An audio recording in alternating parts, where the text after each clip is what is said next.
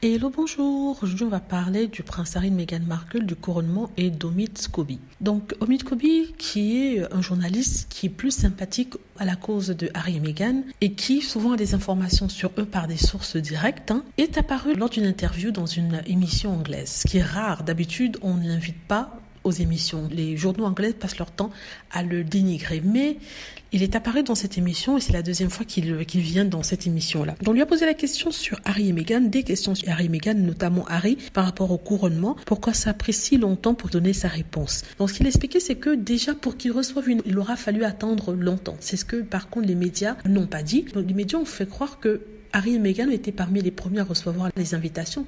Pourtant, c'est faux. Ce qu'il nous dit, c'est qu'ils ont mis du temps à recevoir ça. C'est-à-dire qu'ils n'ont pas reçu ça du coup, ils n'ont pas été parmi les premiers. Ils n'ont pas eu confirmation qu'ils étaient attendus. Donc, il a fallu un certain temps. Donc, une fois qu'il a confirmé ceci, il a dit en fait que, contrairement à ce que la plupart des médias tabloïd véhiculait, c'est-à-dire que le prince Harry venait juste pour la marque Sussex, pour qu'il soit lié à la famille royale. Le prince Harry est venu parce que, premièrement, il est le fils du prince Charles, mais constitutionnellement, en étant la 5e personne sur la ligne vers le trône, constitutionnellement, il doit être présent.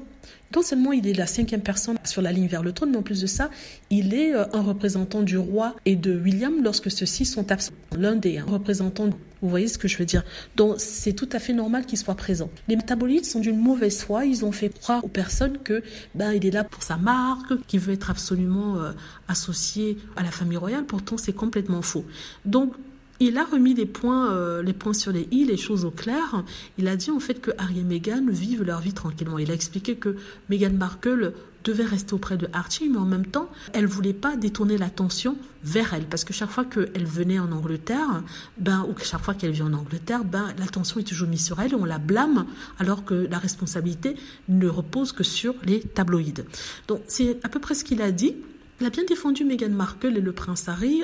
En fait, il a dit quelque chose qui est tout à fait logique, des choses que les tabloïds ne veulent pas dire et que les trolls et les haters ne veulent pas accepter. Et voilà, c'est à peu près ça. J'aime bien quand il vient sur les pour défendre les Harry et Meghan, quand il est bien renseigné, il faut dire, parce qu'il est arrivé de dire des petites bêtises qui ont créé quelques confusions. Mais ici, c'était pas mal. C'est à peu près tout ce que j'ai retenu dans l'ensemble. Il a dit d'autres choses sur le couronnement lui-même, mais ça ne m'intéresse pas. Donc, du coup, je m'arrête au prince Harry et Meghan Markle parce que c'est que ça qui m'intéresse. Voilà. Ah oui, il a confirmé que le prince Harry ne ferait qu'un petit séjour et que les choses pouvaient changer si, par exemple, il y avait une demande de la part de la famille royale. En tout cas, espérons que le prince Charles ne lui demandera jamais quoi que ce soit, ou les gens de la famille ne lui demanderont jamais quoi que ce soit, de rester un peu plus longtemps. Voilà, dites-moi ce que vous en pensez, j'espère que vous aimez la vidéo, n'hésitez pas à cliquer sur like si c'est le cas, à vous abonner pour plus de vidéos et à cliquer sur la petite cloche afin d'être averti lorsque je poste une nouvelle vidéo. Merci.